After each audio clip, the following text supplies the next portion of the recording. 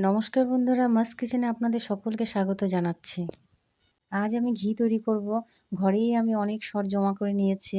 আমি ২০ দিনে অনেকগুলো সর জমা করে নিয়েছি। তো এই সর দিয়েই আমি আজ ঘি তৈরি করব। দেখুন কতগুলো ঘি হয়েছে, তবে চলুন শুরু করি। এখানে আমার ২০ দিনের জমানো সর, দেখুন কতগুলো সর জমা হয়ে গেছে। তো এই সরগুলোকে আমি এখন হ্যান্ড ব্লেন্ডার দিয়ে ব্লেন্ড করে নেব। দেখুন এটাকে ভালো করে ব্লেন্ড করতে হবে। তো এখন আমি এর মধ্যে বরফ দিয়ে দিলাম। বরফ দিলে হয় কি, মাখনটা ভালো করে উঠে আসে। ব্লেন্ড করার পরে আপনারা বরফ দিয়ে দেবেন বেশি করে, তাহলে দেখবেন মাখনটা সুন্দর উঠে আসছে, অসুবিধা হবে না করতে। তো এইভাবে করে আমি উঠিয়ে নিয়ে এই মাখনটাকে ভালো করে ধুয়ে নেব।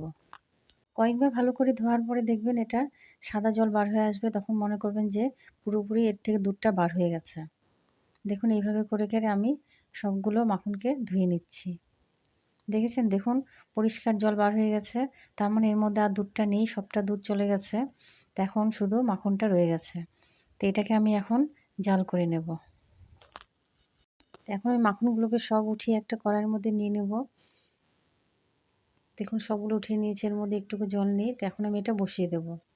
দেখুন বসিয়ে দিয়েছি। তো এখন এটা আমি আস্তে আস্তে করে জাল করতে থাকব।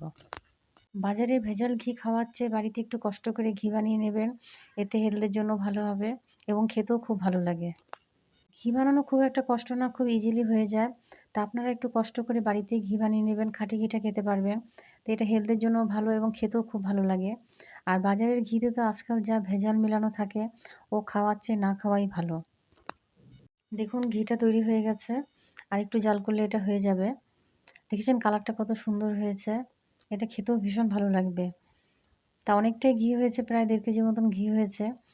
তো এই দেখুন আমি ঢেলে নিচ্ছি, এটা ছাঁকনিতে ছেঁকে নিচ্ছি। তো কেমন লাগলো আমার ঘিয়ের রেসিপিটা অবশ্যই জানাবেন। ভালো লাগলে লাইক, কমেন্টস এবং শেয়ার করবেন। আবারও দেখা হচ্ছে নেক্সট রেসিপিতে। নমস্কার।